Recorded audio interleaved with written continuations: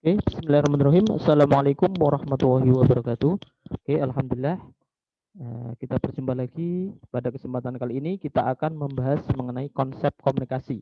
Terutama yang akan kita bahas pada kali ini adalah komunikasi pada lansia.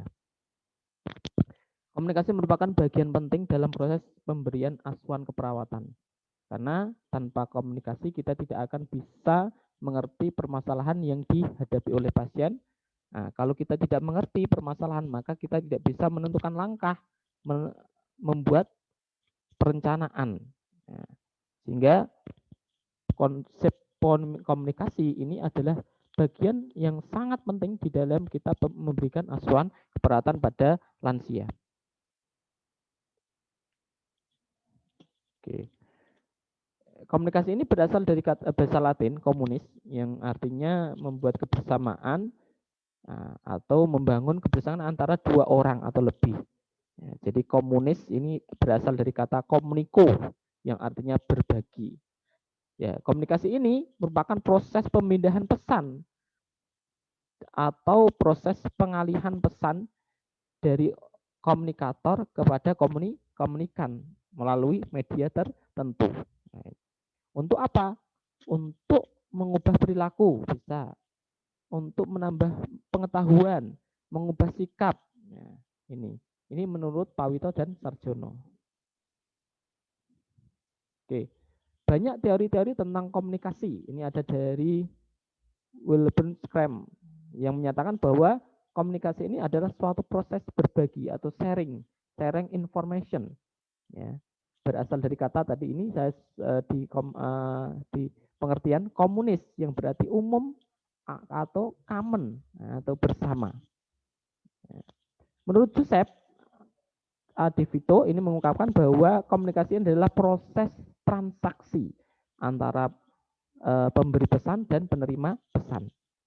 Selanjutnya, teori dari Harold D. Laswell ini menyatakan bahwa tindakan komunikasi ini adalah siapa yang menyampaikan, apa yang disampaikan, melalui apa, kepada siapa, dan apa pengaruhnya. Ini. Jadi ini adalah nanti bagian-bagian dari komunikasi. Ada pemberi pesan, ada penerima pesan, apa pesannya apa, kemudian melalui apa, kemudian pengaruhnya apa, feedbacknya apa. Ini. Nah ini masih kelanjutan dari teori tentang komunikasi. Roger and D. Lawrence tahun 1981 menyatakan bahwa komunikasi ini adalah proses dua orang atau lebih melakukan pertukaran informasi atau sharing information yang akan mencapai pengertian yang mendalam. Jadi diharapkan dengan adanya proses pertukaran informasi ini ada feedback, ada pesan yang disampaikan, ada feedback dan bisa mempengaruhi perilaku seseorang, mengubah sikap dan lain sebagainya. Oke, selanjutnya adalah dari pengertian dari Dul PT yang menyatakan bahwa komunikasi ini adalah proses penyesuaian atau adaptasi yang dinamis antara dua orang atau lebih dalam sebuah interaksi tatap muka dan terjadi pertukaran. Nah, pertukaran apa? Ide, makna, perasaan, dan perhatian. Di sini adalah proses adaptation di antara dua orang atau lebih. Nah, jadi semuanya ini menyatakan bahwa yang dinamakan komunikasi adalah pertukaran informasi, sharing information antara dua orang atau lebih, ya, yang bisa mengubah perilaku sikap seseorang. Oke, tujuan komunikasi. Apa sih tujuan komunikasi itu? Ya, jadi ini sudah saya singgung tadi. Ya, jadi tujuan komunikasi yang pertama adalah perubahan sikap yang tadinya sikapnya baik, yang tadinya sikapnya buruk menjadi baik. Misalnya sikap terhadap tenaga kesehatan misalnya. Ya. Dengan komunikasi kita misalnya sebagai orang kesehatan menjelaskan bahwa tenaga kesehatan ini seperti ini loh. Nah, tugasnya seperti ini, tanggung jawabnya seperti ini. Jadi dia yang awalnya tidak respect menjadi respect. Ya. Sikapnya yang mungkin dulunya tidak peduli menjadi peduli karena kita berikan informasi. Nah, dia tidak peduli karena mungkin dia tidak tahu. Nah, dengan kita memberikan informasi maka dia menjadi tahu. Yang kedua adalah perubahan pendapat. Pendapat ya tadi sama pendapat seseorang terhadap mungkin perilaku kesehatan. Oh, kalau dulu misalnya pendapat orang merokok itu baik, tidak menimbulkan bahaya bagi tubuh.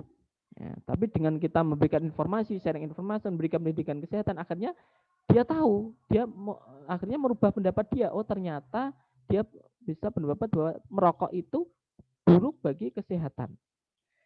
Selanjutnya adalah perubahan perilaku. Jadi setelah sikap, pendapatnya, kemudian perilakunya. Perilaku adalah aktivitas yang dilakukan secara terus-menerus.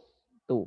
Misalnya yang awalnya dulu dia seorang yang hobi makan makanan yang tinggi kolesterol, ya, kemudian karena kita berikan informasi tentang kesehatan, tentang bahaya kolesterol, akhirnya dia mengubah pendapat dia dan sampai ke perilakunya.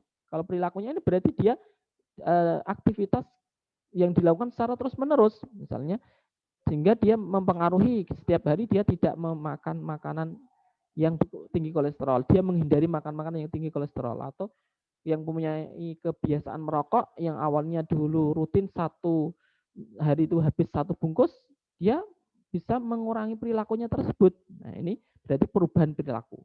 Kemudian perubahan sosial, social change. Ya.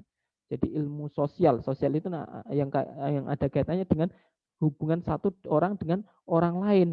Nah, ini karena ada informasi sehingga bisa terjadi perubahan sosial, hubungan antara satu orang dengan orang lain tadi. Oke. Beberapa tipe komunikasi. Ini ada berdasarkan pelaksanaannya, ya. Berdasarkan pelaksanaan ini ada komunikasi formal dan non formal. Kalau komunikasi formal itu resmi, misalnya dalam segi perkuliahan, ya, kemudian dalam seminar, webinar, ya, kemudian komunikasi yang resmi antara atasan dan pimpinan dan karyawan. Ya, kalau non formal ya komunikasi dengan teman biasa yang mungkin ngobrol biasa santai di kafe atau di tempat makan, di warung makan, itu yang non formal, tidak menggunakan media khusus, ya, ngobrolnya juga mungkin tidak terarah. Kalau formal biasanya sudah ada schedule-nya, ada random acaranya. Oke. Berdasarkan prosesnya, tipe komunikasi ini ada komunikasi primer dan komunikasi sekunder. Komunikasi primer ini adalah proses penyampaian informasi melalui langsung. Ini bisa disebut juga komunikasi secara langsung. Ya, dengan menggunakan apa? Dengan menggunakan gambar, isyarat, warna. Nah, itu. Berarti ini komunikasi secara langsung antara satu penyampai pemberi pesan ke penerima pesan tanpa melalui media tertentu. Ada komunikasi sekunder. Kalau komunikasi sekunder ini adalah melalui pihak ketiga atau melalui alat bantu, misalnya melalui telepon, melalui email, ya, melalui yang lain, melalui media tertentu. Jadi tidak langsung dari komunikan atau pemberi dari komunikator ke komunikan. Jadi ada melalui orang ketiga atau melalui alat tertentu. Ini berarti komunikasi sekunder. Kemudian ada umpan balik. Umpan balik ini ada komunikasi satu arah. Komunikasi satu arah ini jadi hanya komunikator saja yang berperan di situ. Ya, misalnya apa? Kita mendengarkan ceramah, pidato, itu satu arah. Kemudian ada komunikasi dua arah. Dua arah ini berarti ada interaksi antara pemberi pesan dan penerima pesan, misalnya di dalam hal kita berdiskusi, diskusi di kelas, diskusi ketika kita membahas suatu permasalahan, itu berarti dua arah. Jadi antara komunikator sama komunikan ini ada interaksi dan ada umpan balik. Kalau komunikasi berantai berarti dari satu orang kemudian disampaikan ke orang lain lagi. Nah, dari komunikator ke komunikan. Komunikan nanti disampaikan lagi ke komunikan yang lain. Ini komunikasi yang berantai. Misalnya penyampaian informasi tentang apa itu undang-undang. Undang-undang itu nanti kan dibahas di DPR, kemudian di pemerintah dengan DPR misalnya. Kemudian setelah itu disampaikan ke pihak-pihak tertentu, kemudian baru disampaikan ke masyarakat. Jadi berantai komunikasinya. Ini tipe komunikasi. Selanjutnya ada bentuk. Bentuk komunikasi ini adalah bentuk komunikasi verbal ada dan komunikasi non verbal. Komunikasi verbal ini berarti komunikasi langsung menggunakan lisan, menggunakan ucapan. Tapi kalau komunikasi non verbal ini mungkin sudah paham bahwa komunikasi non verbal ini adalah komunikasi dengan isyarat. Ya, misalnya dia tidak bisa bicara, mengalami gangguan dalam tunawicara misalnya. Dia tidak bisa bicara, dia menggunakan isyarat. Mau makan, jadi tandanya dia seperti ini. Ya, mau tidur misalnya pengen seperti ini. Ya, itu isyarat. Karena dia mungkin dia tunawicara, dia tidak bisa lisannya tidak bisa bicara, sehingga dia perlu menggunakan simbol-simbol tertentu. Nangis. Oke. Isyarat nonverbal banyak kita ketemukan, ada beberapa atau banyak yang tentang isyarat nonverbal. Ya, misalnya kedekatan ini lebih dekat miring ke depan atau ketika duduk. Ini duduk misalnya kita dengan lansia ini sambil memiringkan badan ke arah. Kemudian kalau di samping berarti di sini sambil mendengarkan misalnya kita mencoba kedekatan ini. Kemudian arah lebih berhadapan langsung tapi suatu saat berdampingan. Arah misalnya kita komunikasi ketika di depan langsung atau di sampingnya. Tapi kalau komunikasi dengan lansia nanti ada trik-trik tertentu, ada teknik tertentu supaya memang kita benar-benar mengerti, memahami apa yang informasi yang disampaikan oleh lansia. Pandangan. Nah, pandangan ini mungkin kadang memandang, kadang saling memandang, kadang juga menundukkan pandangan seperti itu. Kalau orang-orang dengan harga diri rendah, dengan tidak pede, biasanya dia lebih banyak menunduk. Ya. Ungkapan wajah, lebih banyak senyum misalnya, kalau dengan komunikasi kita lebih banyak senyum, atau justru malah wajah kita istilahnya kayak orang marah, nah, seperti itu. Gerak tubuh, misalnya hanya dengan anggukan kepala atau gerakan semangat misalnya, nah itu bisa kita lihat gerak tubuh. Postur, membuka lengan ke arah satu sama lain misalnya, Bu. Dan bukan dilipat atau bertolak belakang misalnya seperti ini ya, itu dilipat, postur tubuh. Sentuhan, misalnya dengan sentuhan ketika kita mendekati pasien, kemudian kita sentuh tangannya, misalnya Bu, Pak, nah, jaga obatnya diminum gitu. Nah, itu dengan sentuhan itu juga bisa mempengaruhi komunikasi. Nada suara yang murni biasa saja ya.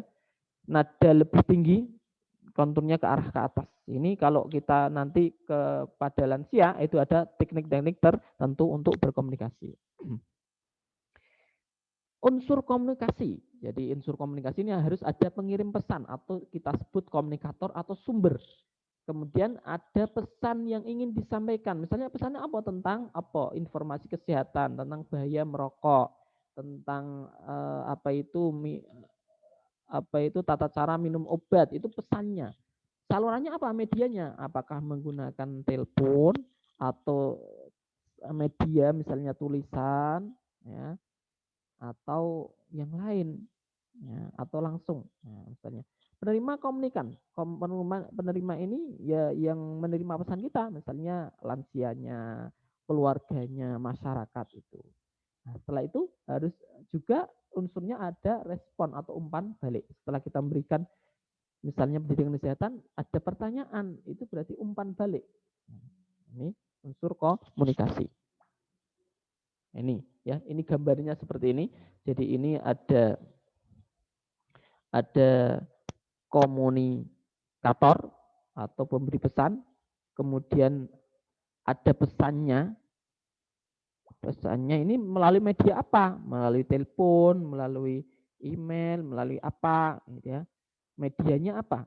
Misalnya menggunakan video, itu medianya. Misalnya saya ini seperti ini berarti menggunakan media video. Nanti saya masukkan ke video YouTube. Oke, kemudian ini penerima pesannya. Kemudian setelah penerima pesan ini memahami, nanti ada umpan baliknya. Bertanya misalnya itu umpan balik. Oke. Kemudian kita lanjutkan bagaimana sih komunikator itu dikatakan baik. Nah, bagaimana menjadi komunikator yang baik? Ya, seorang pemberi pesan yang baik, misalnya ada kesiapan ya dalam hal kita berbincang-bincang atau mau menyampaikan informasi ke pasien, kita tentu harus sudah punya persiapan apa yang perlu disampaikan. Misalnya menu dietnya, apa-apa yang perlu dihindari, apa-apa yang perlu ditingkatkan makanannya. Ya, saran itu apa kira-kira? Itu harus materi yang perlu kita siapkan. Kesungguhan. Jadi kesungguhan ini kalau menyampaikan pesan harus sungguh-sungguh supaya yang menerima itu mantap, yakin. Ketulusan. Ya, ini juga kita bisa lihat. Orang yang memberikan sesuatu yang tidak tulus itu juga bisa kita lihat dari cara berkomunikasinya. Ya, pengen dipuji misalnya seperti itu, kita mungkin sudah bisa menebak. Kepercayaan diri misalnya dengan suara yang lantang, keras, jelas. Beda kalau orang yang tidak percaya diri, mungkin suaranya agak terhambat, pelan, kadang suaranya tidak, kata-katanya tidak tepat, ya misalnya seperti itu. Ketenangan, tenang misalnya, tenang, tidak tergesa-gesa, kalem, kemudian ramah Bu, Bapak, mohon maaf, misalnya seperti itu. Hari ini saya akan memberikan obat ini atau memberikan tindakan ini. Nah, mohon, misalnya kesederhanaan juga. Ini komunikator yang baik. Kemudian ada syarat pesan yang baik. Jadi ada komunikator, ada ini syarat pesan yang baik. Apa? Meliputi sesuai konteks,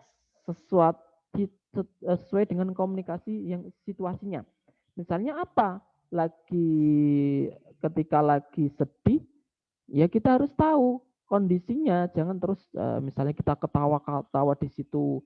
Nah, nanti akan menyinggung perasaan sesuai konteksnya, situasi komunikasi. Singkat dan jelas, apalagi ke lansia. Kalau ke lansia itu kalau tidak singkat dia mudah lupa, apalagi tidak jelas. Nah, menggunakan saluran yang mudah dipahami oleh komunikator. Misalnya ke lansia ya secara langsung berhadapan. Tidak, kalau telepon karena dia mengalami penurunan pendengaran sehingga dia tidak dengar misalnya. Nah, itu harus saluran langsung untuk berkomunikasi dengan lansia. Memungkinkan pengulangan dan penegasan pesan. Ya. Pesan yang disampaikan itu kalau belum jelas dia diulang lagi. Ada pengulangan dan penegasan nih Bu. Niki ini diminum 3 kali dalam sehari. Misalnya kita menjelaskan tentang obat. Kita menjelaskan, oh Mbah niki nangke derek senam nggih. Nah, paginya ini itu diulang-ulang. Besok pagi nggih ikut senam. Besok pagi saya kesini lagi untuk seperti itu pengulangan, memungkinkan pengulangan. Ini pesan yang baik. Ya, selanjutnya adalah komunikan yang baik atau penerima pesan yang baik itu apa? Terbuka. Jadi sebagai komunikan, penerima pesan kita harus terbuka. Kalau nggak terbuka ya dikasih saran apa saja nggak masuk. Wah, saya sudah tahu, saya nggak mau melakukan itu. Seperti itu. Ya, ini biasanya ya kalau lansia ya ada yang tidak terbuka, dia tidak mau menerima pesan, tidak terbuka. Bisa menjadi pendengar yang baik. Ya, biasanya kita kalau berkomunikasi dengan lansia itu seringnya dia adalah bercerita. Jadi kita mendengarkan. Oh, setelah selesai mungkin kalau misalnya kok kita tidak perlu waktu tergesa-gesa ya mungkin ada pas waktu yang jeda yang tepat kita menyampaikan umpan balik langsung ya, dengan sopan tentunya dan mampu memberikan umpan balik ya. Komunikasi yang baik itu tidak hanya sekedar mendengarkan tapi setelah mendengarkan bagaimana Ibu Mbah nonton ingkang dipun tangkletaken apa ada yang ditanyakan dia kalau dia menjadi pendengar yang baik menjadi komunikasi dia akan merespon oh ya ini Mbak saya belum ini Pak saya belum paham dengan ini misalnya. Kemudian mampu menyeleksi pesan yang disampaikan komunikator. Jadi memang pesan itu kadang ada yang tidak sesuai dengan penerima sehingga ya tidak semuanya harus diserap ya. Jadi menyeleksi mana pesan yang kira-kira bisa diaplikasikan, mana pesan yang tidak bisa diaplikasikan. Ya, tergantung diri masing-masing. Oke. Faktor-faktor yang mempengaruhi komunikasi ada perkembangan. Ya, perkembangan itu kita komunikasi antara anak kecil, orang remaja, dewasa, lansia itu kan beda caranya. Persepsi, ya persepsi ini berkaitan dengan mungkin sistem pendengarannya, persepsinya mungkin kalau kita berkomunikasi lewat WA, misalnya lewat messenger pesan itu, media WA itu kadang persepsinya berbeda. Padahal yang kita maksud seperti itu. Kadang kita tidak marah, tapi dipersepsikan marah karena yaitu karena tidak berhadapan langsung sehingga ini menimbulkan persepsi yang berbeda. Nilai emosi. Nah, ini juga yang kalau lagi emosi kadang masih terkontrol, kadang hal yang tidak disadari itu keluar dari perkataannya. Ya. Jadi sehingga kalau membuat keputusan itu jangan ketika emosi. Karena itu ya berbahaya. Latar belakang sosiokultural, ya latar belakang sosial budayanya itu juga berpengaruh. Misalnya orang Jawa, kalau komunikasi, misalnya kita berkomunikasi dengan lansia di Jawa menggunakan bahasa Jawa yang yang biasa. Kalau orang Solo yang halus misalnya. Ya. Kemudian komunikasi gender antara laki-laki perempuan misalnya.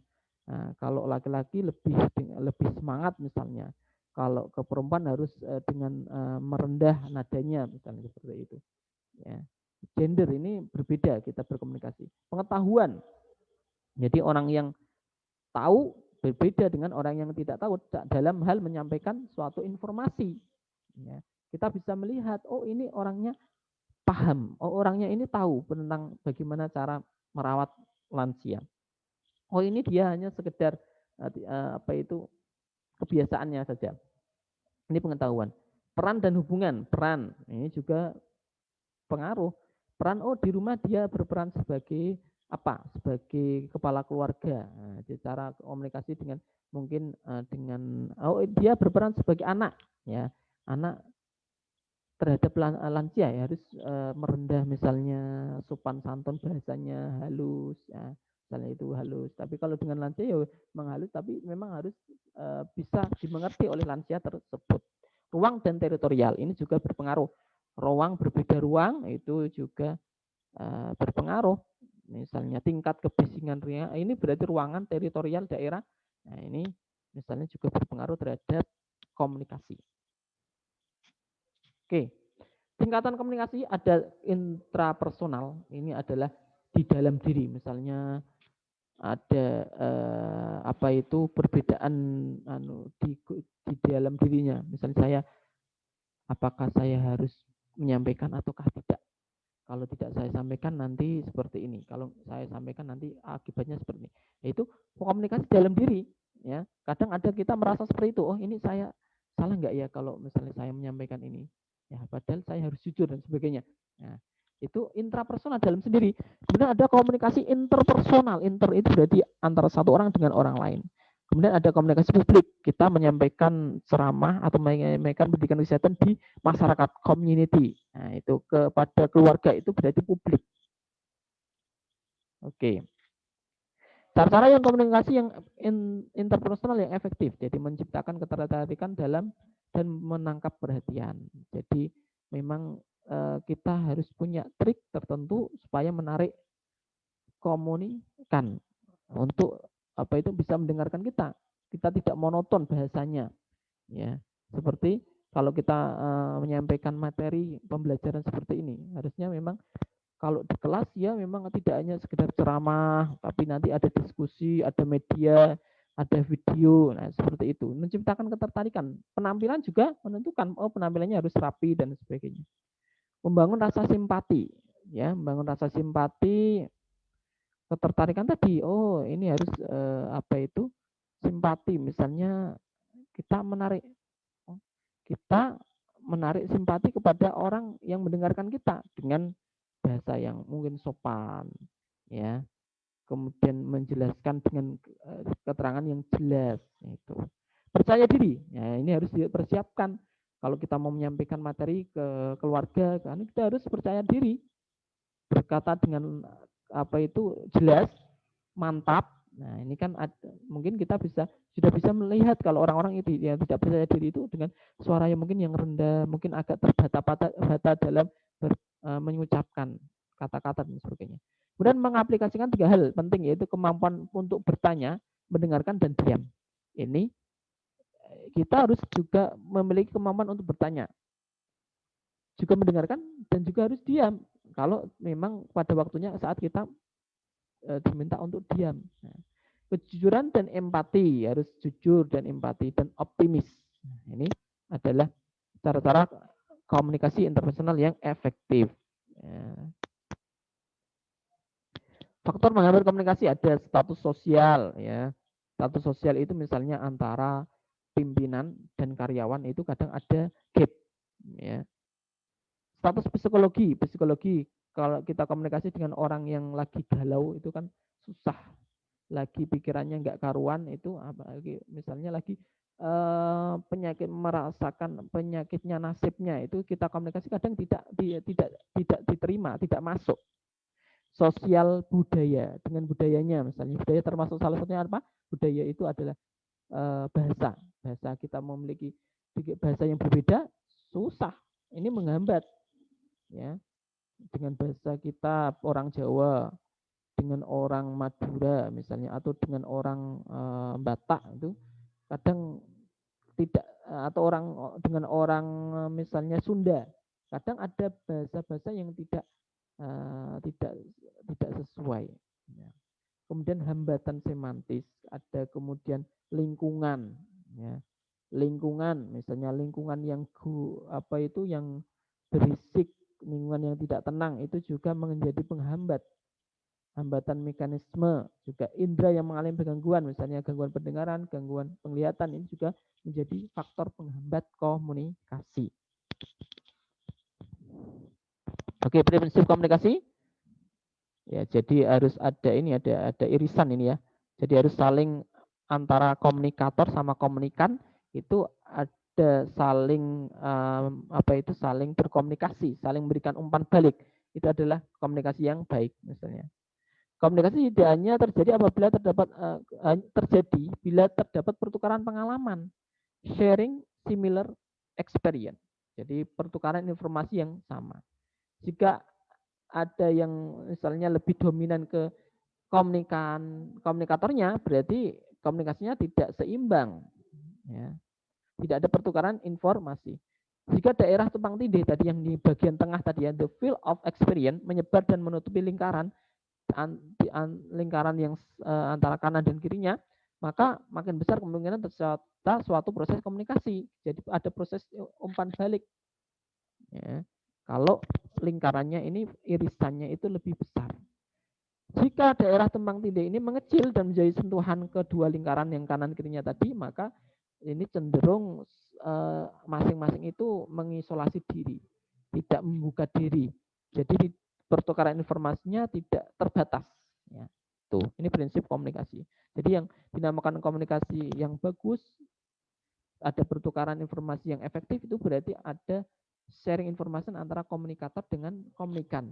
Ya, apa yang disampaikan itu nyambung nanti, ada umpan balik, diterima. Nah, seperti itu. Nah, selanjutnya adalah prinsip komunikasi pada lansia. Ini kita perlu apa? Menjaga agar tingkat kebisingan minimum, karena lansia mengalami penurunan pendengaran. Jadi harus kita meminimalkan kebisingan. Menjadi pendengar yang setia, ya. Karena lansia seringkali sering bercerita, senang kalau dia bercerita, menceritakan masa lalunya, menceritakan anak-anaknya, menceritakan ketika mudanya dan sebagainya, itu sering senang bercerita. Jadi kita mau nggak mau harus mendengarkan. Ya.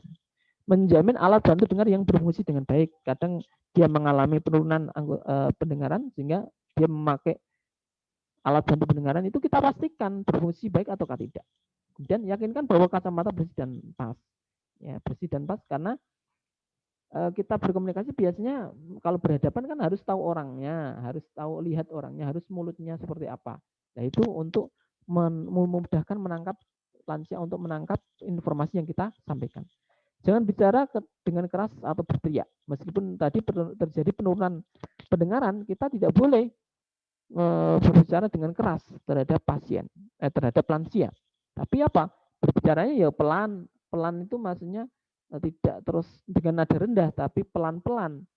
Apa yang kita artikulasinya, penyampaiannya pelan tapi jelas. Ya, di depannya misalnya. Secara langsung. Dengan telinga yang dapat mendengar dengan lebih baik. Oke, berdiri di depan. Ya ini yang bagus. Di hadapannya. Berapa jaraknya lebih dekat supaya memang bisa mendengar. Pertahankan penggunaan kalimat yang pendek dan sederhana. Ini harus singkat dan padat. Karena lansia itu mengalami penurunan kognitif. Jadi harus singkat dan jelas. Jangan muter-muter. Nanti malah banyak penjelasan, nanti malah lupa. Berikan kesempatan bagi klien untuk berpikir. Ya, monggo, Mbak. Mungkin napa niku sampun jelas napa dereng. Nah, diberikan kesempatan. Mendorong keikutsertaan dalam aktivitas sosial, misalnya ada perkumpulan orang tua, kegiatan rohani di desa-desa, biasanya ini yang sering.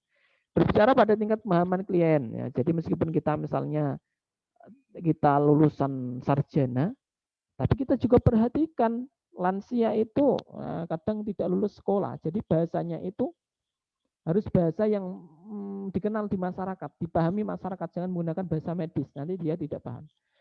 Selalu menanyakan respon, terutama ketika mengerjakan suatu tugas atau kaliannya. Gimana Ibu? Gimana Mbak? Sampun paham napa dereng? Napa ingkang perlu dijelaskan malih? Nah, seperti itu. Oke. Itu ya. Jadi itu prinsip komunikasi pada lansia. Selanjutnya ada bentuk komunikasi. Ini tambahan saja. Jadi ada komunikasi agresif communication. Ini ciri-cirinya apa? Keras dan bermusuhan. Biasanya diterapkan oleh pimpinan yang otoriter. Nah, keras dan bermusuhan, intimidasi. Kamu ini harus seperti ini. Kalau nggak seperti ini nanti saya turunkan jabatan dan sebagainya.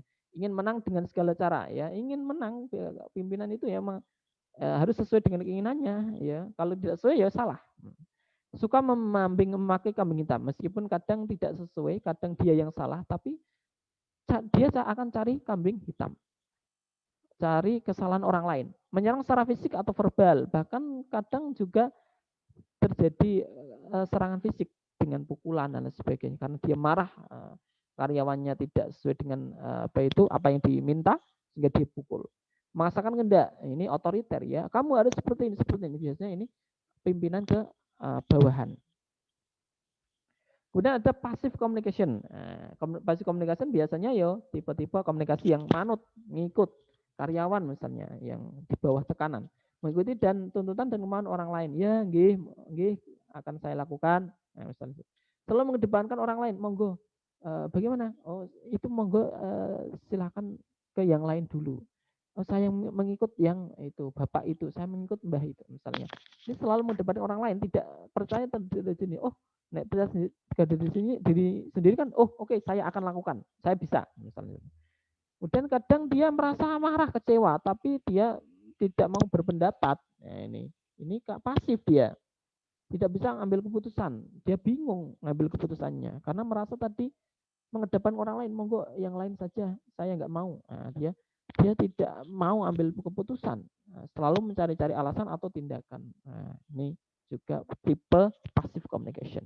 Kemudian ada assertive communication.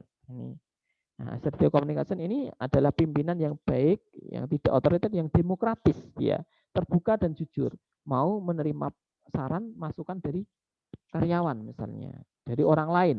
Nah, kita sebagai perawat ya harus terbuka dan jujur, mendengarkan pendapat orang lain. Tidak hanya sekedar kita yang menyampaikan pendapat, tapi kita juga perlu mendengarkan pendapat orang lain. Berikan solusi bersama dan keputusan. Jadi tidak menang sendiri, tidak pendapatnya ini paling benar enggak, tapi kita mencoba diskusi mana solusi yang terbaik. Nah, menyatakan pendapat pribadi tanpa mengorbankan perasaan orang lain. Ya, dia berpendapat tapi tidak memaksakan tadi. Sehingga mesti ada diskusi dan solusi bersama. Ini assertive communication, ini bentuk komunikasi yang bagus. Oke. Keterampilan komunikasi terapeutik pada lansia, ada perawat membuka wawancara dengan memperkenalkan diri, misalnya, Mbah niki kula asmanipun ya Huda, pada hari ini saya akan merawat Mbah, akan mengajak berbincang dengan Mbah selama berapa misalnya. Tujuannya apa? Dijelaskan tujuannya. Dan lamanya berapa lama? Berikan waktu yang cukup pada pasien untuk menjawab. Misalnya, Mbah sampun paham nopo dereng, nopo wonten ingkang dereng jelas. Seperti itu diulang-ulang. Gunakan kata-kata yang tidak asing bagi klien ini ya. Kata-kata yang sudah dikenal oleh masyarakat, jangan menggunakan kata medis. Gunakan pertanyaan yang pendek dan jelas ya. Pertanyaan pendek dan jelas singkat. Karena lansia ini mengalami penurunan kognitif, jadi kita harus memberikan informasi yang singkat, padat, dan jelas. Tidak bertele-tele, tidak muter-muter. Perawat dapat memberikan dukungan dan perhatian dengan memberikan respon non-verbal, misalnya kontak mata secara langsung, misalnya dengan memperhatikan dengan mata, duduk di sampingnya atau duduk di depannya dengan menyentuh pasien itu. Nah, ini akan dia merasa diperhatikan. Perawat harus cermat dalam mengidentifikasi tanda-tanda kepribadian pasien dan distres yang akan, misalnya, oh pasiennya kok sudah jenuh, pasiennya sudah tidak mau mendengarkan. Ini juga kita harus sigap, harus tahu. Perawat tidak boleh berasumsi bahwa pasien memahami tujuan dari wawancara pengajian. Nah, ini juga kita biasanya kan untuk menggali permasalahan itu harus dengan wawancara dengan pasien itu. Perawat harus memperhatikan respon pasien dengan mendengarkan dengan cermat dan tetap mengobservasi. Ya, kita juga respon pasiennya bagaimana? Apakah dia diterima ataukah tidak? Kan kita bisa memperhatikan, oh ini kok kayaknya dia agak cuek. Dia masih memikirkan permasalahannya, dia belum tepat untuk berkomunikasi. Ya kita cari waktu lain. Seperti itu. Oke. Tempat mewawancari diharuskan tidak pada tempat yang baru dan asing bagi pasien ya. Biar supaya nyaman itu lingkungan berpengaruh. Misalnya dia yang sering kali dipakai kalau di panti ya dia biasanya tiap hari di mana? Di kamarnya ya atau di taman misalnya yang sering dia gunakan dia supaya nyaman. Dan lingkungan harus dibuat nyaman dan kursi harus dibuat senyaman mungkin. Ini juga tempat ini juga menentukan kenyamanan ya. Lingkungan harus dimodifikasi sesuai dengan kondisi lansia. Suara, frekuensi tinggi atau perubahan kemampuan penglihatan ini lingkungan berpengaruh terhadap komunikasi terhadap lansia. Perawat harus mengkonsultasikan hasil wawancara kepada keluarga.